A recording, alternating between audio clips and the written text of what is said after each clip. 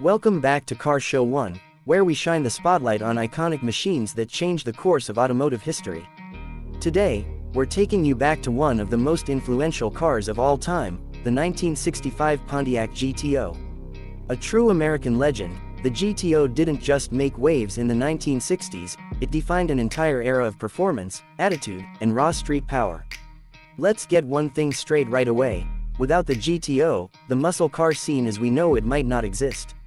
While other manufacturers were building fast cars, Pontiac was the first to package big performance in a relatively affordable, mid-size platform, and market it directly to the youth.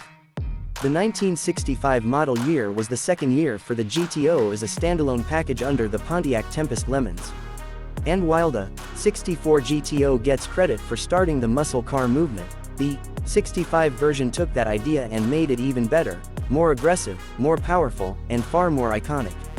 Let's start with the design. The 1965 GTO introduced stacked quad headlights, which gave it a bold, distinctive face. The hood featured a pair of faux scoops that hinted at the power beneath, and subtle GTO badging added muscle without being flashy. The rear featured clean lines and horizontal taillights that flowed with the body. You could get it as a coupe, a hardtop, or a convertible, and in every form, it just looked fast sitting still. Under the hood, things got serious. The standard engine was a 389 cubic inch V8, but this was no ordinary V8. The base version made 335 horsepower with a single 4-barrel carburetor. But for the enthusiasts who wanted more, Pontiac offered the famous tri-power setup, 3 2-barrel carburetors pushing output to a stunning 360 horsepower and 424 pound-feet of torque. That tri-power engine made the GTO a street beast. It could do 0 to 60 miles per hour in under 6 seconds, which was smoking fast in 1965. Quarter-mile times in the low 14s made it a feared competitor at the drag strip, especially considering this was a factory car you could drive to work on Monday after racing it on Sunday. Transmission choices included a 3-speed manual, a 4-speed manual, and a 2-speed automatic. Of course, true gearheads always went for the 4-speed, especially when paired with the optional Hurst shifter, which gave the GTO a true muscle car feel. What really made the GTO special, though, was its attitude.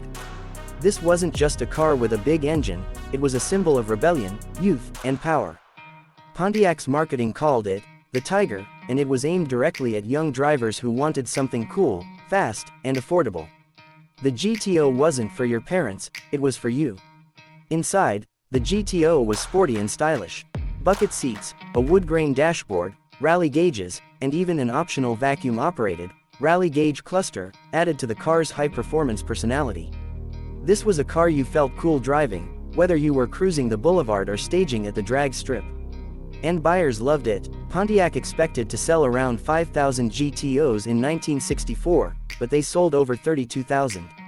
In 1965, that number jumped to 75,000 units, proving the formula was a hit and pushing every other manufacturer to build their own muscle cars. Chevelle SS, Mustang GT, Dodge Charger, and the rest all followed. Today, the 1965 Pontiac GTO is considered one of the most desirable muscle cars of all time. Original tri-power 4-speed cars fetch serious money at auctions, especially if they're numbers matching and well restored. But it's not just about the money, it's about the legacy.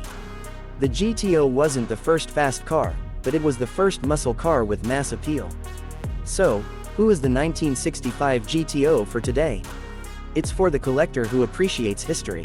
It's for the enthusiast who loves classic American 5/8 sound and torque. And it's for every car lover who respects the machine that made muscle cars a permanent part of automotive culture.